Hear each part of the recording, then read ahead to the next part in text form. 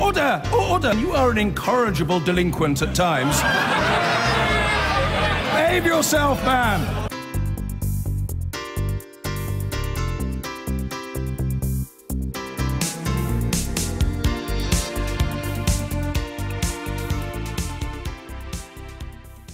You're watching the press preview. Our first look at what's on the front pages as they arrive. Over the next half an hour, we're going to be seeing what's making the headlines with the journalist and author Rachel Shabby and the leader writer at the Daily Telegraph, Tim Stanley. So hello to both of you. So let's take a look then at what's on the front pages. And former Prime Minister Tony Blair demands tough new immigration rules. That's in the Sunday Times. The Observer focuses on new figures which suggest that 2 million families could face a cut in income of up to £50 a week. Theresa May could cut interest rates on student loans and push universities to lower tuition fees, according to the Sunday Telegraph, in a bid to win back young voters. The Sunday Express quotes government insiders claiming personal attacks on David Davis prove they're winning Brexit negotiations. The Mail on Sunday says the investigation into allegations that Sir Edward Heath was a paedophile has been widened. The Daily Star has a story about a British family who say they're lucky to be alive after they escaped from Hurricane Irma. So let's chat through those front pages and some of the stories inside too with Rachel Shabby and Tim Stanley. And we're going to turn our attention to Hurricane Irma, which has done the most extraordinary amount of damage already as it's made its way through the Caribbean. Florida is going to be next by all accounts, and the latest report still suggests that it will hit Florida tomorrow morning. This is the Observer's front page, which has a picture of, this is Cuba, I think, isn't it? Yeah. The photograph. Oh, it's so devastating, the effects of Irma, and obviously so soon after Harvey. And it's predicted to hit Florida tomorrow. And again, the impact of that is just going to be catastrophic. People who have not already evacuated are now being urged to seek shelter urgently. This is so devastating and so horrifying to watch, and I really think that we should not be talking about hurricanes without now also talking about climate change. We don't know that climate change causes hurricanes. However, we do know that it increases their frequency and it makes hurricanes worse. It worsens their impact. And when we see this sort of unimaginable impact on people's lives, I think we really need to start talking about the causes and how we can prepare for a future that involves this kind of devastation.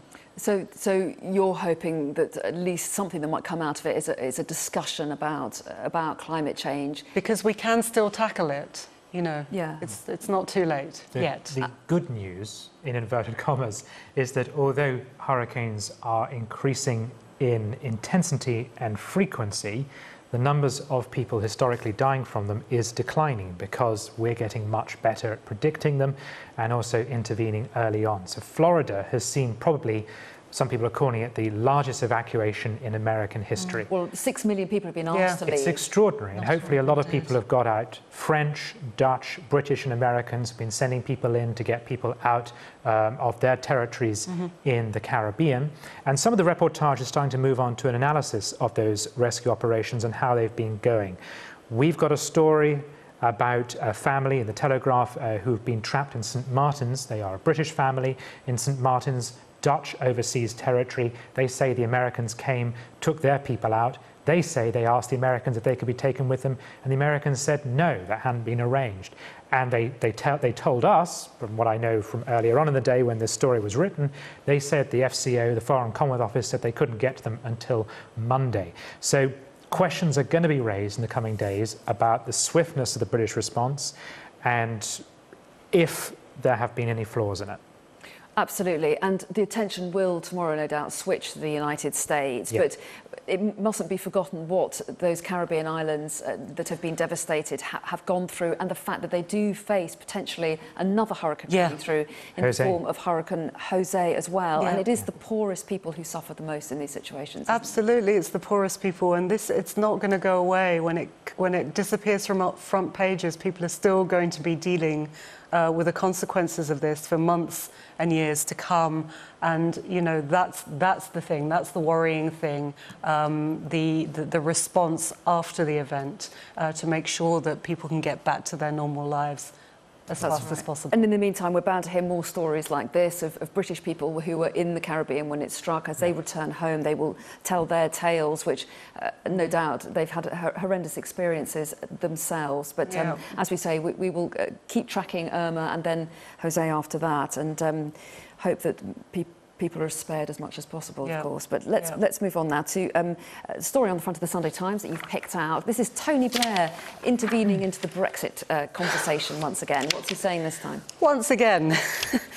Well, I think this story is somewhat overwritten. Blair is actually suggesting, he's suggesting that the British government, in fact, avails itself of the border controls, the controls of immigration that are already available to it. And this is one of the things that was always irritating and still continues to be when we hear Theresa May in the past week, Prime Minister, talk about uncontrolled immigration. We do not have uncontrolled immigration.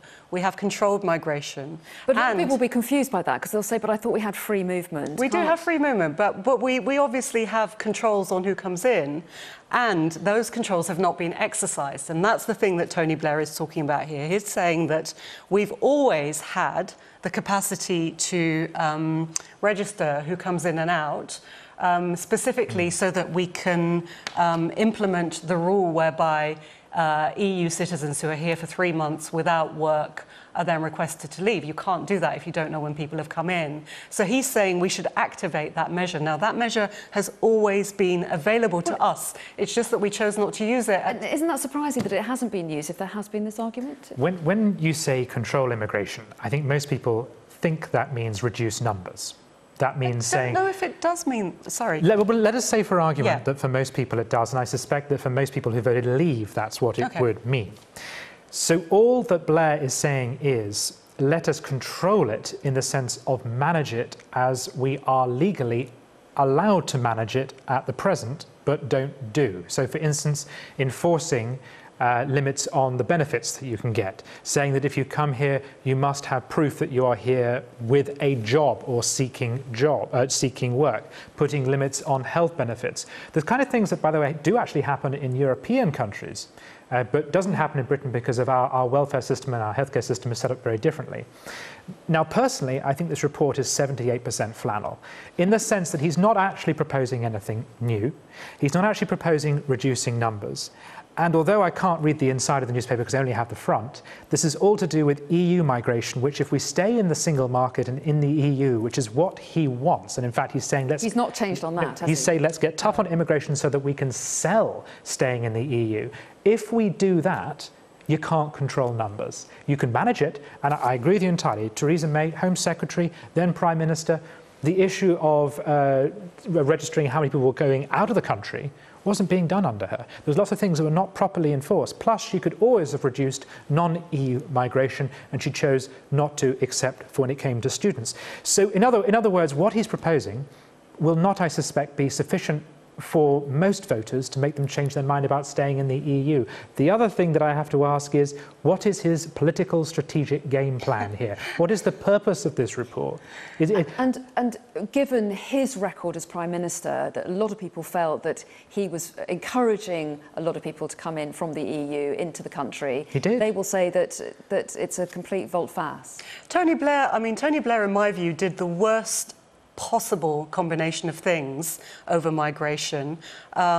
Yes, he did not exercise any of the limitations that he could have done over new member states, so Eastern Europe. And at that time, Britain had a growing economy and absolutely... And he said, so we needed workers. And that was absolutely true. An ageing demographic and a need for workers. But you can't do that and at the same time have the anti-immigration rhetoric that he did have, the going after asylum seekers that he did have. If you're going to have an open migration policy because you need migrants for employment, you then need to marry that with a pro-migration conversation. And that's what they absolutely failed to do. And I think that shored up problems which we're now trying to resolve. He's a classic triangulator.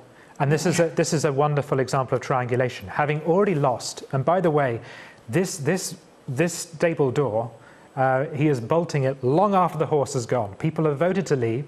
The Labour Party is on the side of leaving now. Britain is going to leave. Nothing's going to stop that. So why on earth he is now making a case for getting tough on immigration after he's signed up to allowing all the East Europeans in, after he's lost the referendum? What possible political strategic purpose does it serve? I guess there are still some people who hope there'll be another vote in Parliament. There'll be another referendum once the deal is done. But no one's going to make that happen. Labour will not make that happen in the Commons. A referendum on the deal? There won't be a second referendum. Okay. I don't think Jeremy Corbyn will. Or even a vote in the Commons? No. OK, let's move on to the front of the Telegraph, because we're going to stick with Brexit. And it's this small story down here that you've picked out about David Davis, concerned about the Brexit bill, the bill whereby presumably the EU laws are transferred into British laws. He's worried about backbenchers not backing the government. David Davis is sending a message to Labour, but also to a handful of Tory rebels to say, we're voting through the EU withdrawal bill. It is purely an instrument. It doesn't change whether or not Britain is leaving the EU. It is simply about making it legally easier to do so, because it takes EU law, puts it into British law, rewrites it in the minutest possible way so that it'll work better once we leave, and it helps to ensure that we don't go off a legal cliff edge. Now, his argument is that the Remainers are always saying that they favour staying in the EU for the sake of economic stability. If that is the case, how can you possibly vote against a bill which is simply being passed in order to ensure economic and legal stability once we leave? That is pure blackmail, 100% blackmail. To suggest, look, first of all, Remainers were warning about precisely the economic harm that we now face. Secondly, this is a complete, it's a completely undemocratic move to take away so many powers of Parliament and put it into the hands of the executive. This will transpose laws in a way that will mean that they can be changed, that can be meddled with in a future date. I personally don't trust this government, nor would I trust, in theory, any future government to have such unbridled power.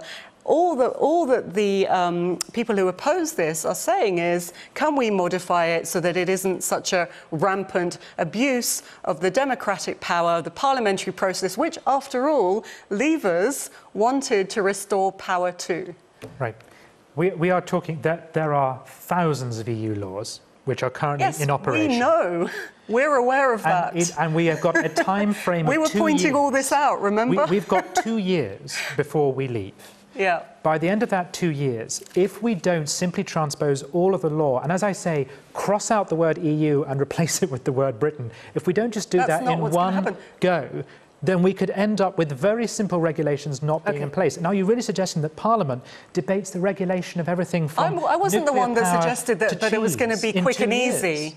I wasn't the one suggesting Brexit would be quick and easy. But it could be. And I don't think we should now be held to ransom over it, because it is complicated and it will take time. We're turning to the Observer now. Their main story suggests that 2 million families, as it says there, are going to face a cut in income. The Local Government Association found that more than 84% of those set to lose £50 a week or more are households with children, either lone parents or couples. Almost 2/3 of them are working households. These are the pressures upon ordinary people of welfare cuts, cuts to local government, but also price inflation, the fact that it's so expensive to live in parts of this country. And, of course, wages haven't gone up. So the outlook for many families at the very bottom of the income ladder is really quite bleak. And that's very troubling, because that is really a betrayal or an indictment. It's an indictment of the government's strategy, which was to get people from welfare into work on the principle that they'd be better off and they could stand on their own 2 feet. And this report indicates that actually what's happened is they've essentially lost ground. Rather than becoming more independent, more wealthy, they're actually falling behind. And Theresa May made a big point, didn't she, when she was made Prime Minister, of saying that she was going to fight for jams. Just about managing. So yeah. This is horrendous. £50 a week is a lot of money when you consider that you know, such a big percentage of people, I think it's something like 30% of people are really living below minimum standards. So those are the standards by which you can have a sort of everyday quality of life, basic quality of life. People are already worrying week to week about putting food on the table, about paying energy bills, spiralling prices, about covering housing costs. So an extra 50 quid less a week is actually a huge deal. And of course, this goes back to what Theresa May was promising about looking after the jams, proving once again that she is just rhetoric. This is a party that has presided over the longest period of wage stagnation for 150 years. This is the party that's presiding over stagnating GDP, spiralling costs, exploitation in the workplace, precarious workplace. The idea that this government that has created all these problems is now capable of fixing it is with every day being shown up as more and more of a lie. I think that's... I agree with some of that. Which bits do you agree with, Tim? Well, what I agree with is this. Do you think the government has mismanaged the economy? No, I don't. No, I think the government made a choice from 2010 to 2015 of the way to get through the credit crunch and the way to get through the recession was to go for growth, and that was balanced on the back of not increasing wages. So to keep people in jobs, but their wages wouldn't go up, and also you'd cut government spending in order to balance the books. It was a tough, bitter pill to swallow. And these are the consequences of it. I would say, and I think the government may in the next few weeks acknowledge this, that the time has come to change that policy. Okay. OK, let's move on, because we can get one more story in before we finish, and that is on the front of the Sunday Telegraph. And Strictly, I think, got underway properly tonight. And the Reverend Richard Coles is one of the contestants. And what has he said? He has said that he'd be happy to dance with a man, because he himself is gay. He's gay vicar on TV, so British. And he'd be very happy to... that is just Britain in 2017, isn't it? A gay man doing ballroom dancing in a dog collar on TV. And he'd be very happy to dance with a man. But he says it's just a question of it happening. It won't happen in this series. There's no objection to it. But it probably will happen in a future series. And there's also another contestant who is a comedian who happens to be married to a woman and is a lesbian. And she's irritated that people have told her off for not dancing with a woman. And she said, I just want to dance. I'm not interested in politics. I just want to dance. So I've no doubt it will happen, just not this season. And important that it does, to be up with the times? I couldn't care less. Fair enough. People still just want to dance. You chose the story. I don't watch the programme. It's not going to make me any more likely to watch. I absolutely loathe it. I cannot stand it. It is just appalling. It's just a group of people who I can't name ballroom dancing. Probably made more enemies with that than with anything else. Let's move on to the front of the Telegraph and now their main story. A suggestion here that there's a plan to tackle the issue of tuition fees, presumably in the hope of wooing younger voters? Exactly. The Tories have got a serious problem. So one poll showed them only winning the votes of people aged over 47. And there was a fascinating study came out the last few days, which was carried out by Ipsos Mori, that showed that a third of young people would rather have lived the childhoods of their parents than their own, meaning that for the first time in about 15 years, this country has switched from believing that tomorrow will be better to believing that the past was better. The Tories know they've got a problem, and the Tories know that if they don't make the system appear to work for young people, they're likely to lose the next election. So they're beginning their fight back. They've got a conference speech to plan for. All this week, all of last week, Philip Hammond was speaking to Tory MPs, taking soundings on what they ought to do. I suspect there are going to be two areas of action. One is going to be proposals on housing, because they know that people are desperate to get on the housing ladder. The second is this area, which is the cost of universities. And the proposal here that we've talked about today in the Telegraph is to cut the interest rates that people pay on loans because they're getting out of control. Because it's not just the fact that it's over £9,000 a year tuition fees, but the thing that has upset a lot of people is the fact that the interest that those students will have to pay back is 6%, which does seem like a huge amount. I mean, it's saddling young people with debt, right at the start of their lives. It's just saddling people with an extraordinary and unsustainable level of debt. And I think, Tim is right, that the Conservatives clearly have a problem attracting the youth vote. They spectacularly failed to do that in the last election. Overwhelmingly, young people preferred the Labour Party. But I think the problem for the Tories is that tinkering at the edges in this way, looking at doing something with the interest on student loans, and that's a good start, but it really is just tinkering at the edges. And what should be done then? Well, because it's obviously hugely expensive if you promise to fund the universities, which do need a lot of funding. But I'm not just talking about universities, although obviously the Labour Party in its last manifesto was going to slash tuition fees from the next academic term. But I'm looking at the wider picture of why it is that young people think that it was better for their parents, because it was better. They're now being sort of priced out of a housing market. But is that the government's fault? It wasn't better. Well, yes, it is the government's fault. Of course it's the government's fault. It's absolutely the government's responsibility to provide affordable housing for the population, whether that's through making sure that the rent is controlled or whether that's through making sure that we have enough social housing stock. Absolutely, that's the government's fault. Who else's fault is that? Do you agree with that? But that's not the only thing. Sorry. Well, no, just to say, on this point about was it better for our parents, because really, we're young people. I think we're exactly who they're pitching for here. Was it better for our parents? Speak for yourself. Well, not really. I mean, the thing is that people have these fond memories, and I think that's one reason why Jeremy Corbyn's doing rather well, because I think people culturally associate him with the 70s, which they think was an era of compassion and solidarity. It was in many ways, but it's also an era of galloping inflation, trade unions out of control, and really bad public services run as nationalised utilities.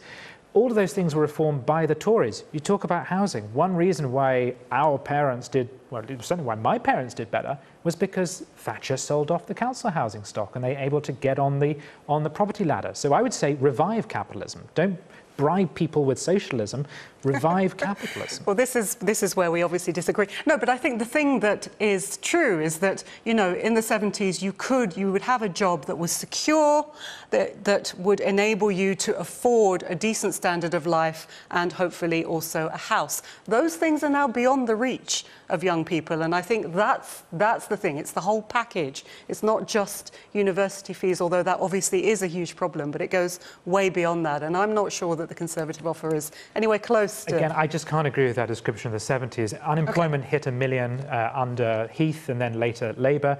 You had inflation, but also to get a house in those days, you needed a mortgage that was, 3 or 4 times your salary?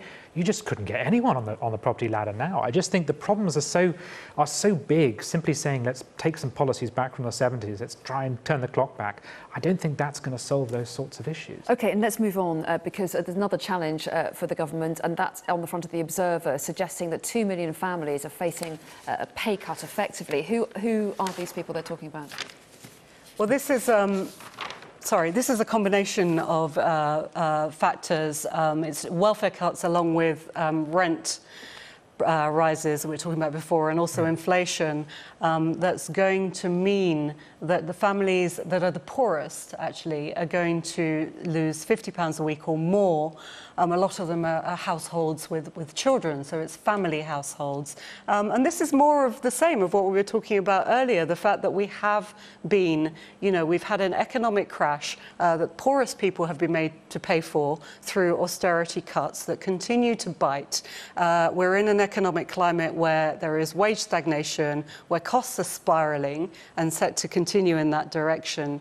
Living costs, basic living costs, energy prices, rent, food, essentials, and it's leaving people right at the bottom absolutely struggling on a day-to-day basis. And the idea that they're going to be hit by £50 a week more, that's really severe. And they say here pressure growing for an end to austerity. Is it likely that Philip Hammond will act on that, do you think, in the next budget?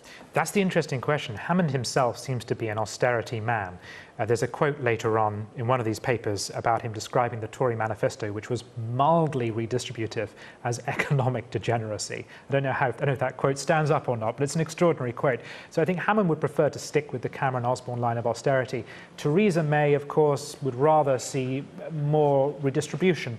But one thing I forgot to mention about the survey of people saying that they would rather live in the past, what was interesting was that the wealthier you were and the better educated you were, the more pessimistic you were about the future, according to this survey.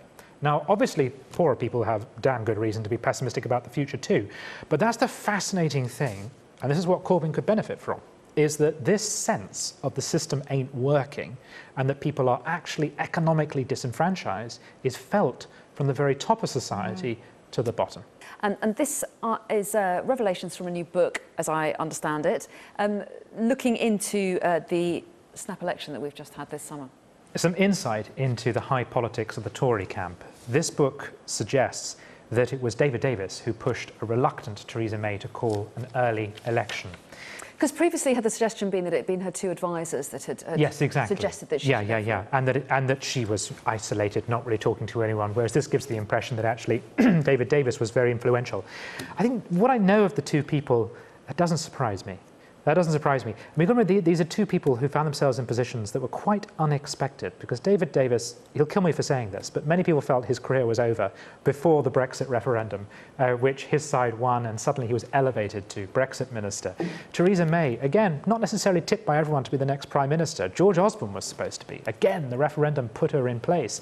So it's interesting to think of these two people who really had the most important jobs in the new government, negotiating Brexit and prime minister. I can imagine psychologically how they'd come to rely on each other a great deal, and why it is she might take his advice. Of course, the advice arguably backfired, and the book apparently is filled with some interesting details, such as panicking May was close to quitting on election night until Boris Johnson promised not to force her out. And the article finishes by saying, the book says May was so terrified would use the election to oust her that she held up her phone in joy when he texted her to give his backing. So who says that Boris is no longer important? On the contrary, he kept her in place. Interesting stuff. It is interesting. I mean, I agree that the narrative we had before this was that actually it was her idea, that was what her advisors were instructing her to do, and indeed others in the Conservative Party and quite senior ministers were really annoyed. Even Lyndon Crosby was supposed to have advised against it, according to one report. Right. So, you know, that she had decided to do it and that no one was aware of it and they didn't necessarily agree with it, and her sort of inner circle-ness approach to it was I had understood to be really severely criticised by the party. But I think, you know, this sounds like a really interesting read, but I'm actually really worried about the state that we are in as a result of this unnecessary snap election, because it is a really weak minority government, and it's just paralysed, isn't it? Parliament is paralysed, and I sort of worry how long we can keep this going, because we're not going to be able to actually do anything, and serious things do need to be done in this country, not least Brexit. So I just wonder how long they can keep this up, because I think it's damaging the country. OK, you mentioned Brexit, so let's move on to the Sunday Times. There's always going to be one Sunday paper that leads with a Brexit-related story. Today it's the Sunday Times. Blair gets tough on migrants 13 years after opening doors, they say. So what exactly is he saying? The man closely associated with the decision to allow East European migrants early access to Britain's labour market now, many years later, is saying that if Remainers want to stay inside the EU, they've actually got to embrace getting tough on immigration. So I guess what he's doing... In order to get more people on side? I presume the strategy is to set everything up for a second referendum so that they can win it by saying stay in the EU, you can still be tough on your borders. But if you actually read the detail, really, it doesn't tackle the issue of numbers. And I think for most voters, when they talk about controlling migration, what they mean is the ability of the UK to say if it doesn't want a certain number of migrants, no more people can come in. And what he's proposing, which is essentially just better enforcement of the current system, doesn't do that. So I don't think this is going to win any votes in a second referendum that I don't see happening anyway. And also, Tony Blair, it's not the first time he's intervened in the Brexit argument. Do people listen to him still? He did. I mean, he won 3 elections, so he is a... Yeah. But does he still have a voice to be heard, do you think? I'm not convinced that he has the authority that he seems to think he has. But I think what he's suggesting here, I mean, you know, immigration is going to be an issue whether or not you're pushing for another referendum or not. Obviously, it's something that's very much needs to be figured out. And it was interesting, I think there was a poll recently that said that at some level, people didn't mind, most people didn't mind if the numbers were the same as long as there was some control. So it seems like the control is more important than the numbers. Now, the front page of the papers, the main story in the Sunday Times is also probably our main story today, which is Tony Blair intervening again in the EU debate, suggesting that a new regime of getting tough on internal migration in the EU might allow Britain to stay inside the EU. We'll be talking about that on the paper review and, of course, with Tony Blair later on in the programme. The Sunday Telegraph has an interesting story. The Tories, above all, have to target and get hold of more younger voters, and it suggests that slashing student loan rates is part of Theresa May's plan to do that. I'm sure we'll be hearing more about that as the autumn progresses. And also we've got Strictly. Of course, everybody else is talking about that. We'll mention that as well later on. And The Observer has a story which suggests why the Corbyn revolution may keep on rolling. It suggests 2 million poorer families are going to face £50 a week cuts in income. A lot of poorer Britons will carry on getting poorer, says the paper. We'll be talking about that. There's lots more to talk about. But let's turn, first of all, to Julia Hartley-Brewer, who I called a Conservative commentator. And I saw you wince. You said, no, I'm not a Conservative commentator. I have no party allegiance, or big C or small C at Big all. C. So how should I properly describe you? Independent, sensible commentator. OK, all right, I'll try that. Julia Hartley-Brewer, sensible commentator. What do you think of the Sunday Times front page? Well, I would almost like to say there are no words, but that doesn't work very well on television. Not on television. Yes, Blair gets tough on migrants 13 years after opening the doors. I mean, this was the man who made a decision that we just didn't have enough people in the country, so we'd import a load. We didn't bother asking the British people about it. And now he's saying, as part of his institute, I think it's called, what is it, Institute, I don't know, Global something, something probably funded by the Kazakhstanis, who knows. But he's got an institute, and they're publishing a load of papers this autumn, and one of his suggestions is we don't need to leave the EU. Silly us, we shouldn't have voted to leave. We didn't need to have that referendum. All we need to do now is take control on the number of migrants who come to this country and whether they can claim benefits or work. Now, last thing I looked, I thought Tony Blair, chose not to instill any controls in 2004 when we had the 8 East European countries, and David Cameron attempted, we are told, to negotiate this very issue before we held the referendum, and the EU said no. They certainly said no. I mean, Tony Blair's argument is that things have changed since those days of letting more people in and all the rest of it. Yes, the British people have had their say. That's the only thing that's changed. The economy has changed as well, he argues. Anyway, he also, but the other big question is whether there's any prospect whatever of the EU looking again at free movement, which is one of the 4 pillars of the EU. And Macron and Merkel have said in terms, no way are we going to look at this again. So, Katia, you're our Brussels person on the spot. And sensible commentator. And sensible commentator too. Yes. Is there any chance, do you think, of them re-looking at this? I think at the moment, within the Brexit context, I think there's very little prospect of it, because I think, the EU will want to say, we're dealing with Brexit, and then we're going to look at our future, the future of 27, and they always seem to want to make that division at the moment. If you look at the Sunday Telegraph today, page 4, the EU will hurt itself to teach Britain a lesson. There's a leaked memo to financial leaders in the City of London suggesting that, and also talking about, the UK's desire to talk not just about the divorce settlement with the EU, but also future trade, of course, which is so important for business in the UK, but also in the rest of the EU already from October, and saying that there's very little chance of that. And there's agreement on both sides of the channel about that. Very, very eloquently angry piece by Yanis Varoufakis, the former Greek finance minister, who has just written a book on all of this, appealing to the British, saying you have to understand the rest of the Europeans, don't want a good deal. They want to humiliate you. And you have to have a plan B. You have to have a very robust response. There's no real sign of movement, and there won't be, until they get hold of your money. And then there probably won't be much movement anyway. I think with Yanis Varoufakis, you have to divide this up into 2 sides. I mean, I think, the fact that the EU will hold its line and will try and punish you. On the one side, the EU is very keen to make it clear to other member states not to be tempted to leave. So Brexit mustn't be seen to be too easy, otherwise they're worried Sweden will try and do it, Hungary will try and do it. It's not, I would argue with that, about whether it can be in the end successful, because no, Greece... from their point of view, they don't want it to be successful. Well, I think, and if you look, Greece, I'm sorry, small country. Britain has a lot more power. Big economy, does a lot of trade with the rest of the EU. So I think even though when you look at Germany and when you look at the German papers... You've got something on your tablet. Yeah, well, I think that this is the Frankfurter Allgemeine Zeitung. I think, I was looking generally about the German elections, which we may talk about later, a real absence of talk about Brexit there in the election debate internally. But of course, there is a concern about Brexit. Of course, German businesses worry about what kind of deal we can have. They export to us more than we export to them. But at the end of the day, there is a consensus in Germany that the single market has to come first and the future of the rest of the European Union has to come first. But I think the EU is trying right now to play tough, flex muscles, because concessions will come eventually. You think they will? That's very interesting to hear. Helen Lewis, the other part of this Tony Blair story is, even if we agreed to do this, how could Britain possibly decide to reverse the result of democratic referendum? And a lot of people say there would have to be a second referendum. And then people say, but who will call it? The Tories won't call it, Labour won't call it, so it won't happen. But Lord Adonis, a Labour peer and friend of Tony Blair's, has an answer. Yeah, I think you could call this the kind of hard Remain position, really, which is the idea that, we'll kind of have a rematch and try it all over again. I think it's relatively unlikely that we would get some kind of deal on migration that was like this, because, as you say, Merkel has said over and over again, the four freedoms are indivisible.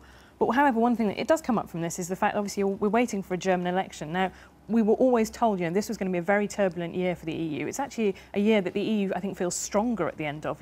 Marine Le Pen has been seen off in France. Merkel is now ahead back in the polls. So I think they feel that they're in a stronger negotiating position than they perhaps were at the start of the year.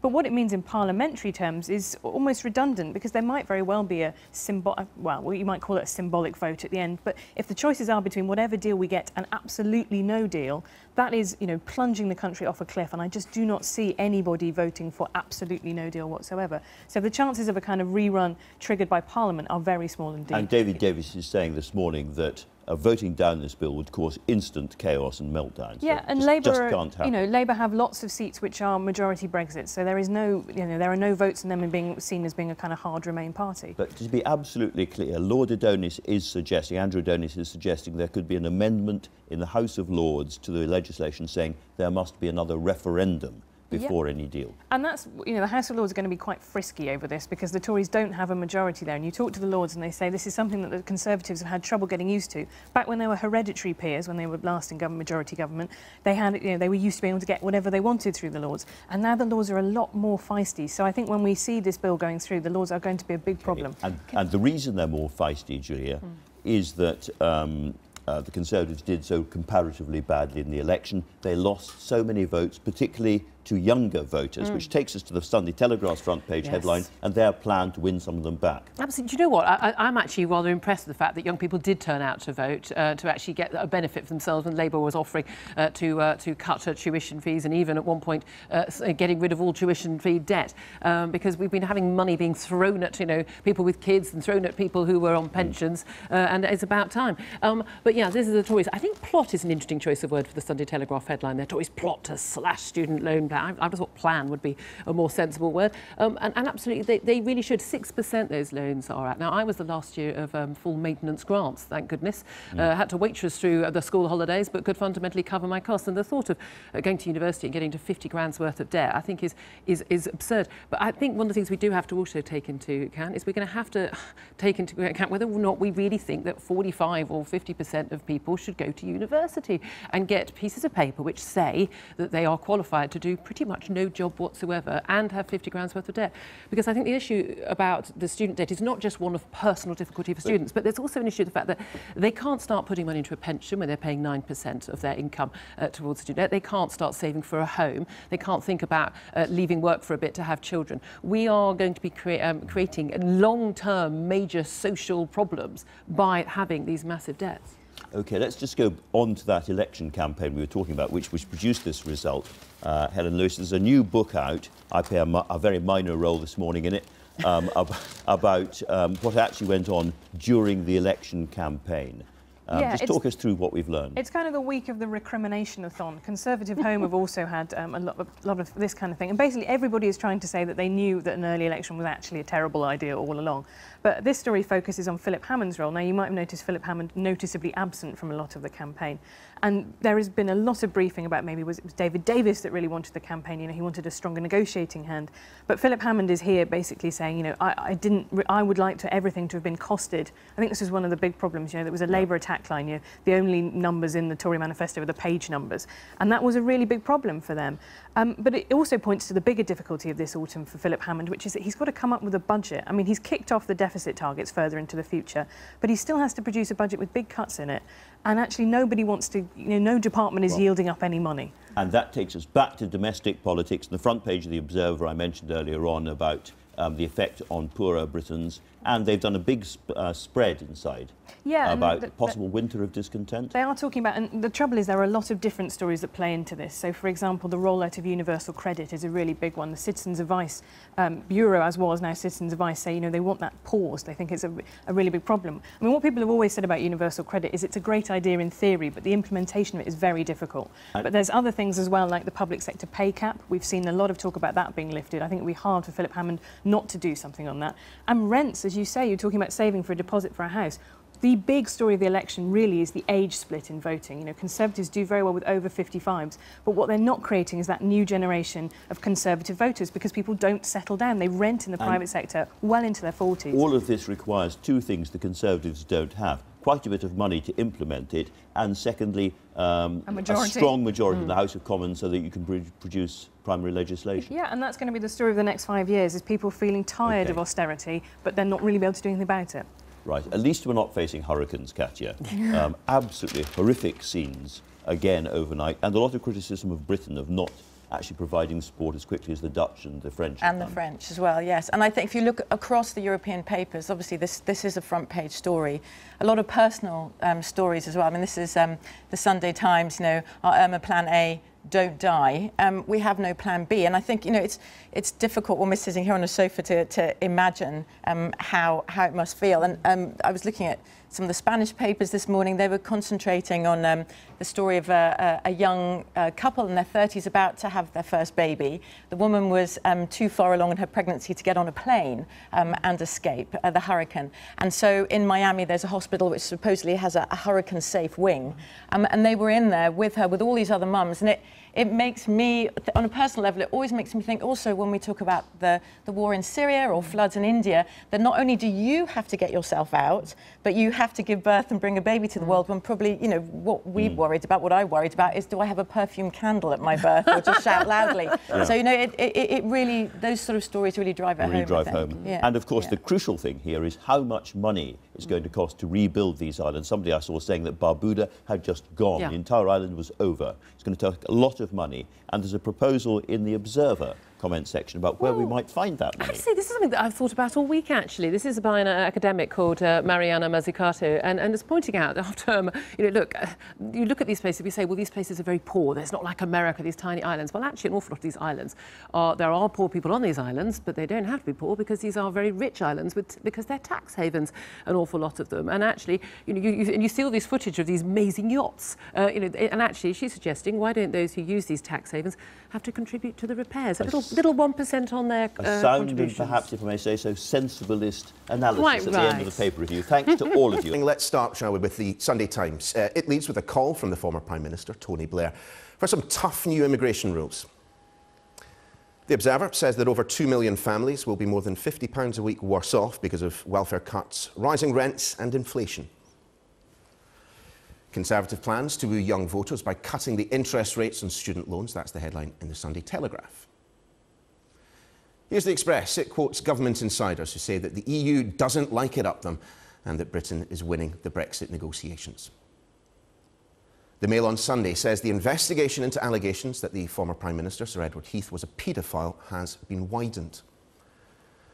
The Huffington Post leads with Hurricane Irma's impending arrival in Florida. The storm has been upgraded from a 3 to a Category 4 storm.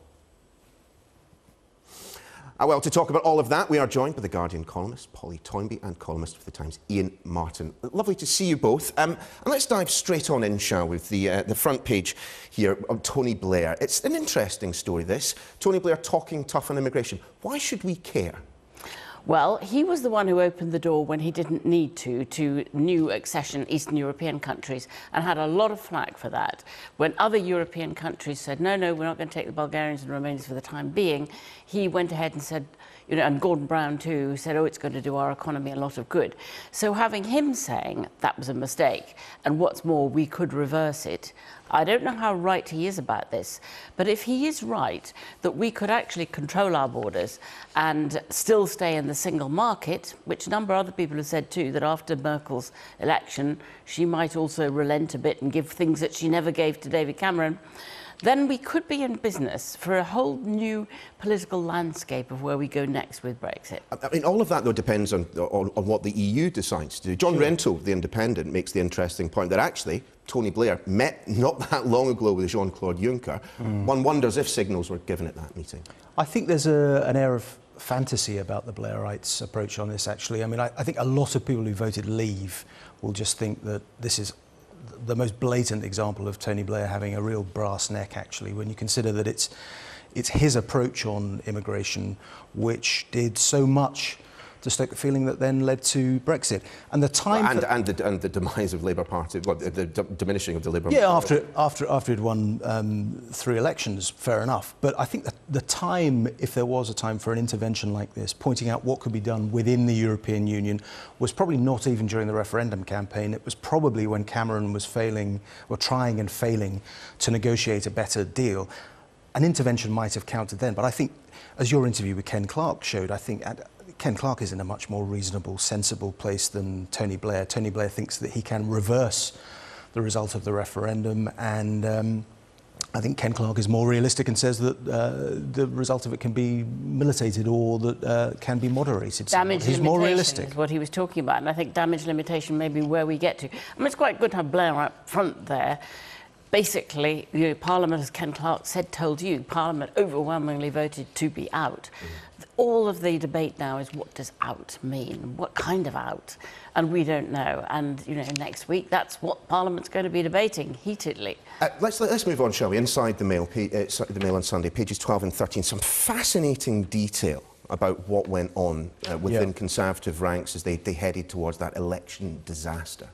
I mean, it's amazing, really, when you think that this is less than 6 months ago, and this is an account which is in a new book coming out in October by Tim Ross and Tom McTague, and it's a wonderful fly-on-the-wall account of exactly what went wrong. Includes all sorts of interesting details. For example, Barack Obama phoning up Tory HQ on election night to give them some gossip about where he thought it was going to land based on his Labour contacts, because one of his key pollsters, Jim Messina, was inside the Tory campaign. I think the thing that I really take away from it is, though, that it reveals yet again some of the innate flaws in the Prime Minister's approach. And this is someone who is about to negotiate some of the most difficult things the country's done in 60, 70 years, and she emerges from this account lacking quite basic political skills. Another interesting detail that emerged from a chap called Andrew Marr. I don't know if you've heard of him. Perhaps leaked the exit poll data to Downing Street. I don't know what he does. I think he's around for a low-rent broadcaster. Let's move on to the Telegraph front page. And it's an interesting choice of words here. Tories plot to slash student loan rates. I mean, is plot the appropriate verb? No, I think it's going to be... Plan is the word. They're going to try very hard at their party conference to get back the youth vote they've lost. I mean, overwhelmingly, those under 50 did not vote Tory, and the Tories depended totally on what is a sizable block of people over the age of 50, and the older people are, the more Tory they vote, which also means, of course, they'll drop off the perch at some point. And so the Tory vote will decline. Interestingly, figures came out last week showing that only 6% of Tory members are under 25. So to try to get the youth vote is quite an ask, particularly after Corbyn has absolutely seized the subject, made it his own. I mean, it's a slightly moderate... Activate now. Surely that's going to solve all their problems. I think that is the entire 6%, isn't it? Or that's 6 people, I'm not really sure. But I think the key thing here is that I think that they realise that if they don't move pretty rapidly, you're going to be into the territory we're talking about scrapping the fees system entirely.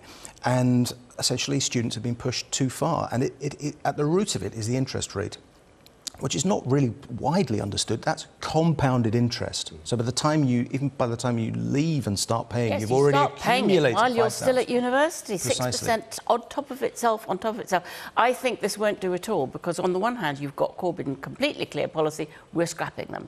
And I think a bit of tinkering with interest rates isn't going to cut the mustard. And briefly, front of the Observer, their lead article, a £50 a week cut in income for 2 million families. I mean, both of those figures are pretty incredible. It's shocking, and we've seen it coming. It's George Osborne's original 12 billion cuts to benefits. These are working families with children, either on tax credits or moving to universal credit, which is even worse, losing huge sums of money. Their wages are stagnating, their rents are rising. This is real hardship. And that's 2 billion on 50. There are 7 billion who are going to be affected by this. This is the real world. You know, we talk a lot about politics and the bubble and all the rest of it, but this is how people are really feeling. And at the heart of the Tory failure at the election was this reality, this deep scratchiness, the sense that people are worse off than they were, you know, and this has gone on for a decade nearly. And I think that's a danger for the government, in that they have, in a sense, stabilised things, the operation around Theresa May over the course of the summer when people weren't in Parliament and the media was away. Now, with the withdrawal bill next week, Parliament's really back, people are really focused. And I think there's a possibility that the government is, if a few things go wrong for it, heading for almost a winter of discontent on this, on universal credit, on the NHS and public sector pay. Well, we'll be speaking to John Ashworth about that in just a few minutes' time. But thank you both for coming in this first edition of Sunday with Neil Paterson. Thank you for being so gentle, Polly, Ian. We'll see you again soon, no doubt.